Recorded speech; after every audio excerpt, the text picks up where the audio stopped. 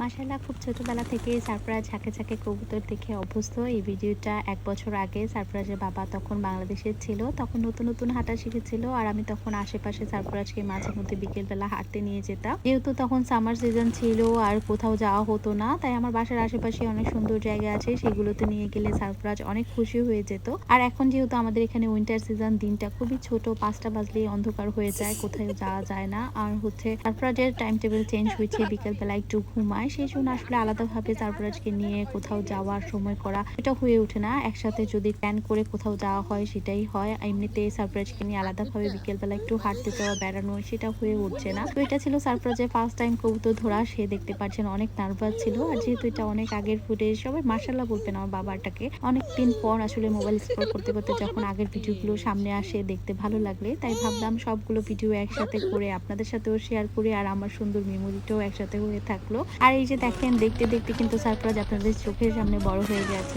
আর ওর এখনের ভিডিওগুলো দেখলে বোঝা যায় সে অনেকটা চঞ্চল হয়েছে, দুষ্টু হয়েছে। তারপর এই যে এটা কিন্তু আমার বাসার সামনের গার্ডেন। আসলে মাসের পর মাস পার হয়ে যায়, গার্ডেনে যাওয়া হয় না। যদিও কাছে আসলে সময় মিলিয়ে হয় না। আমি কিন্তু আগে প্রায় সময় প্রতি সপ্তাহে অন্তত ২ বার হলেও গার্ডেনে যেতাম, একা একা ঘুরতাম। কিন্তু এখন দেখা যায় রান্না বান্না, সারফরাজের খাওয়া, ঘুম এসব মিলিয়ে সময় করে আলাদাভাবে নিজেকে সময় দেওয়া সেটা হয়ে ওঠে না। আর আমি যখন বাংলাদেশে ছিলাম তখন বাহিরের দেশের এই ধরনের ভিডিওগুলো দেখলে আমার খুব আগ্রহ লাগতো যে আমি কবে যাবো বা এই ধরনের ভিডিওগুলো করব। আলহামদুলিল্লাহ আমার মনের আশা পূরণ হয়েছে। আপনাদের যাদের এই ধরনের সুন্দর মনের আশা আছে, আল্লাহ যেন সবার মনের ইচ্ছা পূরণ করে, দোয়া করি। তো কেমন লাগে সারফরাজের ভিডিওগুলো জানাতে ভুলবেন না। দেখা হবে নেক্সট ভিডিওতে। আল্লাহ হাফেজ।